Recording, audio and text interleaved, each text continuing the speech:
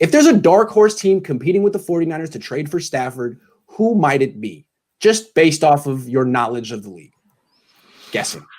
Off the top of my head, I'm just going to throw it in the wall just because it's dark horse. Why not the Houston Texans? Just because why not? Nothing over there is making sense right now as it is. And it seems maybe they are going to trade Deshaun Watson. I mean, it's not going to be the 49ers.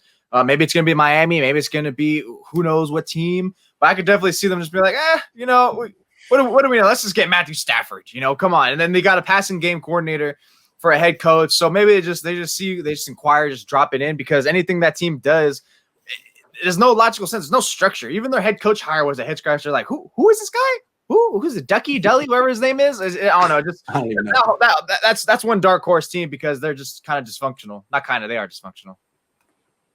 I think Carolina and Denver are both teams that would be able to outbid the 49ers just because their pick is better if they do trade that first-round pick. And I think they're dark horses alongside Washington just because they have that playoff defense. They just needed a quarterback to throw the ball to Terry McLaurin and Logan Thomas, and I think their offense would go to another level. Yeah, when I was looking at this, and thinking about this question, really what it was who will be picking ahead of the 49ers ahead of 12.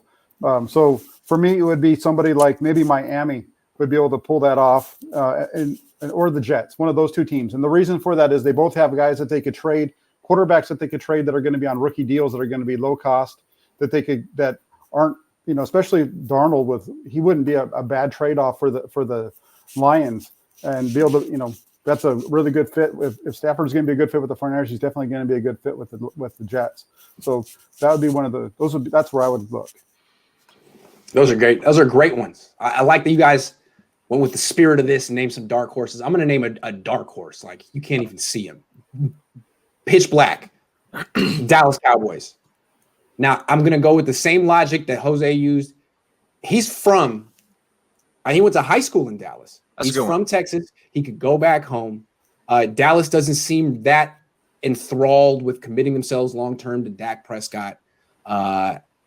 They might really like Matthew Stafford. He might really like them. They're a much better organization than Houston. They're a much better team than Houston.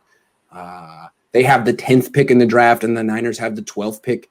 They haven't been connected to Stafford at all. But if they want him, they can kind of come out of left field and get him, I think. And I think he might be open to it.